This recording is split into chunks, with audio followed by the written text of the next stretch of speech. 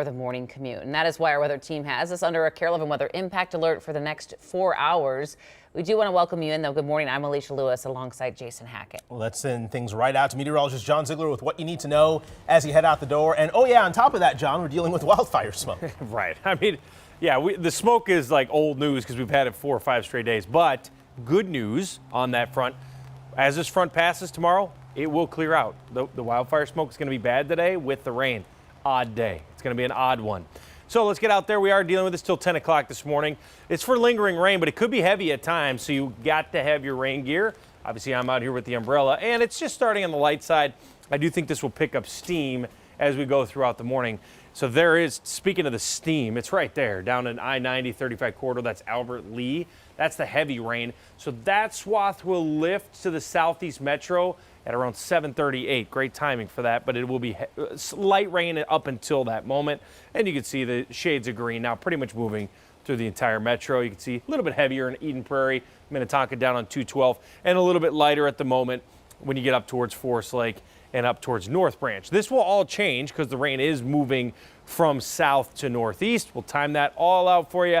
CC, hopefully no impacts yet, but it did just start raining. Yeah, no impacts yet. Good morning, which is good. This is down in Faribault. Good morning if you're watching from there. This is as you're headed up into Elko New Market, Lakeville. Roads are wet. Folks going a little slower than normal, but not seeing any crashes, which is the good news. Taking a look at the bigger map, zooming out here, and not seeing any significant slowing at this point, which is good. But I am seeing some construction projects. I do want to talk about a couple of those before that heavy downpour rain moves in, and I may have to talk about some crashes or some slowing. Jason. CC, thank you very much. We'll talk to you soon. New details in the last 30 minutes here on a breaking story out of Paynesville, northwest of the Twin Cities. The BCA is investigating right now after a man was shot and killed while being arrested during a domestic dispute call. Authorities from the Stearns County Sheriff's Department, Cold Spring Police, and Paynesville Police all responded to this scene. Police say the man was shot as officers were taking him into custody. Authorities say they did find a gun on the scene. The Paynesville Police Chief just called us back with new information and says the BCA is investigating whether the fatal shot came from the officers or the man who died.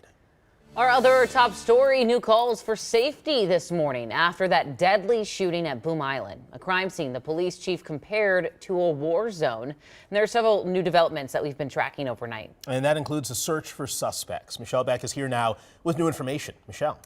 Well, guys, some in the community are now asking for greater protection. I'm waiting to hear back from police this morning, but until then, the latest info tells us no one's been arrested just yet, and police believe multiple shooters are out there.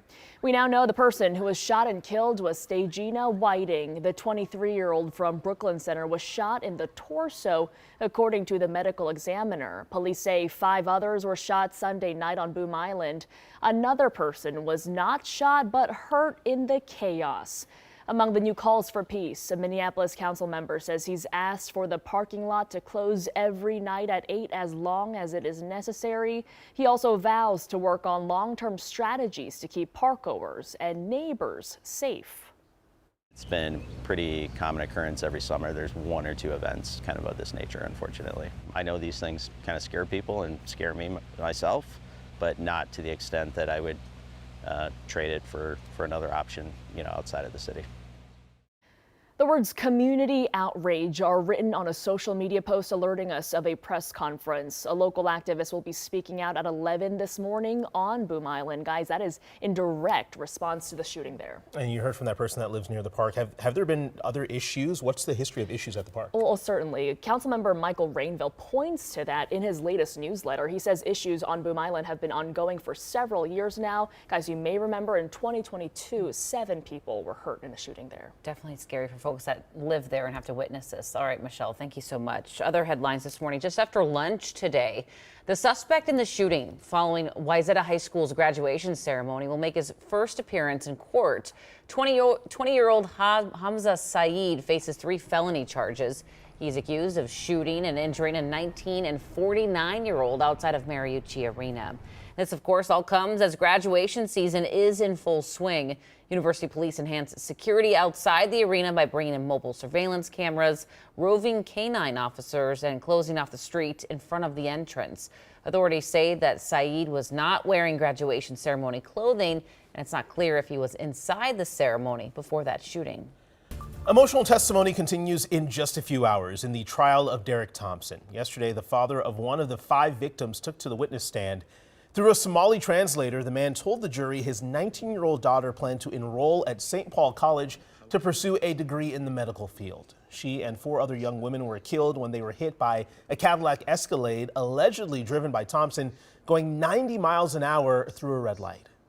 It is very hard for me. She was the best daughter any father can have. Well, the jury also saw body camera footage of Thompson complaining about being held up on a Friday night. Court resumes at 9 a.m. In the last 6 minutes here, Allina doctors hit the picket lines for the first time outside of the Coon Rapids Clinic. They're going to be at 4 different locations throughout the day today. And our Audrey Russo is live there now with more on what they want. Audrey, looks like it's starting to get crowded behind you. I'm not going to say it's ideal weather conditions for a picket. Even so, here they are.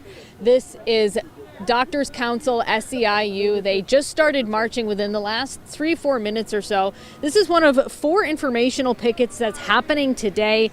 They represent more than 600 doctors, PAs, and nurse practitioners across the state who are all seeking their first union contract with Allina Health. Now, the union formed in 2023. They're seeking better support staff, more security at clinics, dedicated time for training. Now, the union leaders claim to have attended nearly 40 negotiating sessions with the health system. They also claim that Allina is proposing to eliminate sick time and cut pay.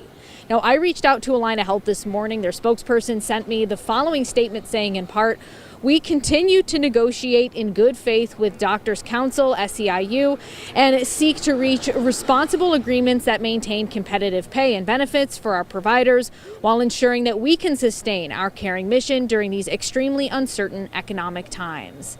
And they went on to say that care will not be disrupted during the pickets today. In addition to this one, Doctors Council is also holding pickets in Maplewood, in Bloomington, and in West St. Paul. Again, you can see them. They're out here. We're going to continue to stay out here for the next 30 minutes, but for now, I'll send things back to you. All right, Audrey Russo reporting live this morning as things get underway there. Thank you. At the state capitol, we're still waiting this morning to find out when lawmakers will return for a special session to finish the budget. They have to finish by July 1st to avoid a government shutdown. Governor Walz is expected to meet with legislative leaders in just a matter of hours, and they're hoping Walz can call that session tomorrow. Let's turn now to a health alert this morning. Officials with the Minnesota Department of Health are saying that the state has confirmed 2 measles cases, including 1 child who just visited the Mall of America. Officials say the child was at Nickelodeon Universe on May 24th. They say people who were at the mall between 5 and 9 p.m. on that day should monitor for symptoms for another 2 weeks. That includes fever, cough, watery eyes, and runny nose. Well, we mentioned it earlier, but right now air quality is worsening across the state from that wildfire smoke. You can certainly smell it as you step out the door this morning. I'll take a look at this map. Red unhealthy levels now covering a large portion of the state, including Minneapolis in the last hour. You can see purple, very unhealthy levels up north and just west of Minneapolis. Now, there's even worse conditions across the border where 25,000 people have been evacuated. This is the scene in Saskatchewan. The Minnesota Pollution Control Agency has extended our air quality alert through tomorrow.